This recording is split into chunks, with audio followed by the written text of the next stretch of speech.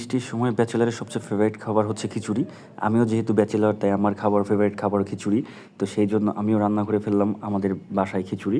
তো আমাদের এখানে দুজন থাকি, আমি আর আমার একজন ভাই। আমরা একসাথে জব করি। তো যেহেতু বৃষ্টি নামছে এবং আজকে ছুটির দিন, তো সেই কারণে আমরা খিচুড়ি বানিয়ে ফেললাম। তো খিচুড়ির সাথে আমরা আরও অনেক কিছু বানিয়ে ফেলছি, যেমন ধরেন বেগুন ভাজি আছে, তারপরে আপনার আলু ভাজি আছে, তারপরে আপনার মাছ ভাজি আছে। তো খিচুড়িটা হচ্ছে আমার নিজের হাতে রান্না করা। তো জাস্ট সাধারণত মুসুরের ডাল এবং পোলাওয়ের চাউল দিয়ে খিচুড়িটা রান্না করা হয়েছে। খিচুড়িটা খেতে হেভি মজা হয়েছে, যেটা লাস্টে খাওয়ার দিকে আমি আসলে মানে আমার বক্তব্যটা বলবো যে খিচুড়িটা কেমন হয়েছে আসলে খেতে।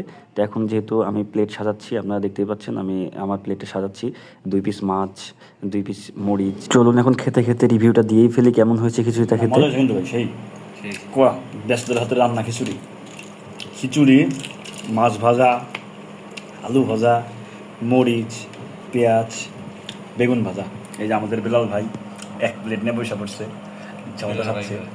সরি, আমাদের মাসুদ ভাই, ভুল করে বেলাল ভাই বলে ফেলছি। হাই সেই কড়া মজা। একটু মরিচ, একটু মাছ, একটু আলু ভাজা, একটু বেগুন ভাজা, তিনটা মিলে একসাথে।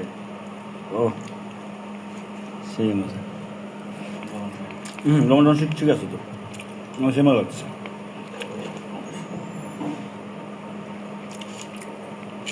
যে খালা না আসার কারণে এই অবস্থা, কিন্তু খাবার কিন্তু মোটে খারাপ হয় না, খাবার থেকে বহুগুণে ভালো হয়েছে।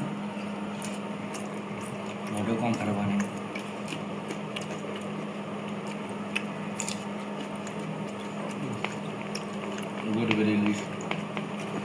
গরিবের ইলিশ ওটা সিলভার কাপ।